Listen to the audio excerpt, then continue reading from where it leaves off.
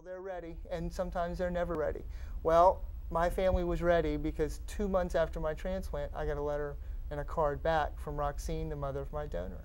And we wrote back and forth going through this process until we were comfortable sharing personal information, because once you take that step, you can't come back. Well, we took that step, and on July 25th, I spoke to Roxine on the telephone for the first time. I was scared to death. I said, what am I going to say to this lady? And then a month later, she sent me a photo of my donor. My donor's name was Tony Lee Bryson. We have a photo. Phil, if you'll put it up on the screen for us so we can see what the donor looked like. There she is. That's Tony Lee. She was a 32-year-old mother of 2 children from Tilton, New Hampshire.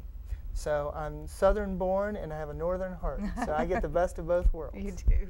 I think that has to be unique and very emotional, and but I think it's good that you've done this and that you have this picture of this girl. And I have a little wallet size that goes with me everywhere. Good. What do you tell others about organ donation now that you've been through this? Well, it's a very personal decision, but it's truly giving the gift of life even as you pass on to your next adventure.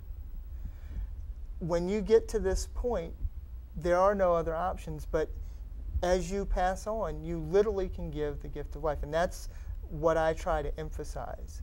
And we also try to dispel all the myths, because that's what leads people to say, it's a good idea, but it's not for me because of this or because of that. Go ahead and tell us what some of the myths are. The main one is people believe that, okay, if the ER doctor knows that I'm a donor, they're not going to work as hard to save my life. And it's completely false. It's really fractured thinking. It is, because the ER doctors, they don't know if you're a donor or not. With every death that's declared brain death, LifeNet gets called, and LifeNet does the search, and LifeNet knows.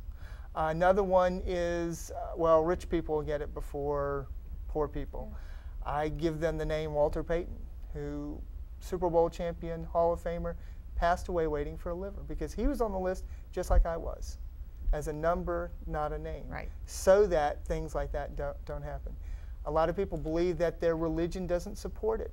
There are actually only 2 religions in the entire world that don't support organ donation, and that's the Shinto religion of Japan and the Gypsies. All others look at it either positively or as an individual choice. But people say, oh, my religion doesn't support it. Well, they probably don't know. It's just interesting, you know, that these myths are still out there. Like, you know, if I don't have my organs with me, then all of me's not going where I'm supposed to go in the next life. And I think that's, again, fractured thinking. Yes. Do lots of organ recipients volunteer their time doing things like you do? Yes. LifeNet Health has over 300 volunteers. And you said it before, giving back, that's exactly what it is. You know, for me, I know for a fact that Tony Lee's family didn't make the decision for her to be a donor. She had made the decision years before. So I know someone spoke to her. So the least I can do is speak to other people. And I have a blast doing it. I like to talk, so that helps a lot. And I love going everywhere. Now, I never really thought about being an organ donor, even though I'm an operating room nurse, until this happened to my brother. And when it happened to him, I made myself an organ donor right now, because I saw the importance in what he went through, and I just think it's important that... And that's what it takes. A lot of people, they don't make that decision until they've had personal contact. One of my favorite things to do is we have a thing called decision donation. We go into the high schools, to the driver's ed classes, and share our stories, with the sole focus being when they go to sign up for their learner's permit or license and they see that little sign that says, do you want to be an organ donor? It's not just a line on a piece of paper. They can look back and say, you know what, that person came and spoke to me. It changed their life, in hopes that they'll check that box. Right. Now, in case people don't know, would you tell people, you know, the ways that you can sign up to be an organ donor? The easiest way is to go to save7lives.org, and you can also do it at your local DMV. Okay. And you know, the DMV probably is the easiest way because of the number of people who are driving, and it's right there at that opportunity. Is there anything that would keep an individual from becoming an organ donor that you know of? No. What happens is once you are declared brain death, where there's no blood flow to the brain, then a medical determination is made of what organs and tissues can be donated. So anyone, any age, there's no age restrictions. I understand there was a lady who was 91 years old in Virginia, was able to donate her corneas and give someone else sight. Good. And that was my next question. Is there a cutoff age? No. But I imagine as long as you have something to give, regardless of the age, there's still a life that can be saved. That's correct. Even with an older organ. Yes. Now, the transplant games is something that I'm just learning about. Tell me what they are.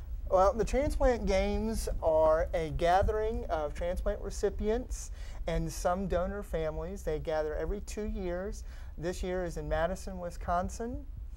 And they compete in Olympic-style games. We have Team Virginia. I think California has 3 or 4 different teams.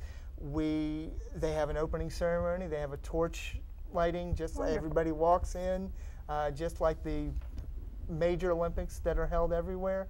And this is my first time getting to go, and I'm absolutely looking forward to it. On Team Virginia, I can tell you that our youngest athlete is 5 years old, and our oldest athlete is 75 years old. How cool that is. And for me, I'm going to get to meet people from all over the United States who have been through something like I've been through. What sports are you specifically going to participate in? I'm going to do table tennis, and bowling. Good. That's wonderful.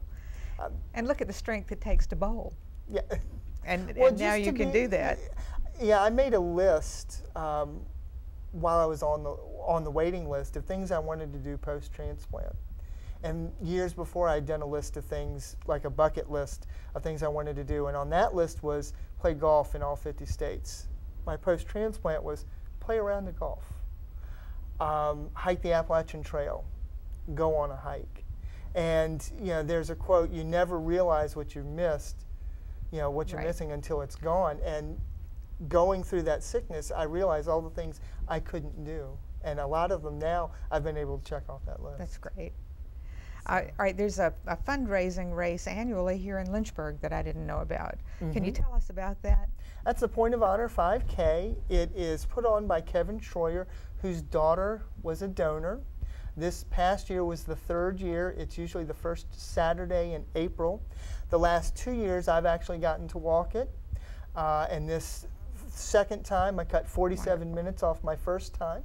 So I still finished last, but I did cut 47 minutes off of it. And it's just an incredible event. It starts early in the morning, and we walk up to Point of Honor, out on the Black Creek Trail and back up to Point of Honor. The second time up the hill is the hardest. And then we finish where we started. And it's just an incredible event. There was over 300 people there this year, even though it was the day before Easter. I think that's wonderful. And I'm glad to know that something like that is available in Lynchburg. Yes. All right, we have some pictures. Phil, if you'll put them up on the screen for us. David and I will tell you what they are. All right, this right here is recipients and donor families signed a donate flag, I understand, and the flag was presented to the governor of Virginia. Correct. That's probably at one of the in celebration and remembrance events that they have once a year that recognize all the donors in Virginia. And this next picture is, this little girl's name is Riley Grace, and she's a heart valve recipient. I understand her dad is also speaking to groups and organizations about organ transplant. Right, the next photo is LifeNet trying to get people to sign up as organ donors on Valentine's Day in a florist shop. So I understand you all go everywhere. That's right. We, like I said, we go wherever. Coming up August 1st is National Minority Donor Awareness Day. And so it's on a Sunday, so what we're trying to do is go to various churches, minority churches, and hand out bulletins and things like that. So again, if there's a group that wants us. Right, this next picture.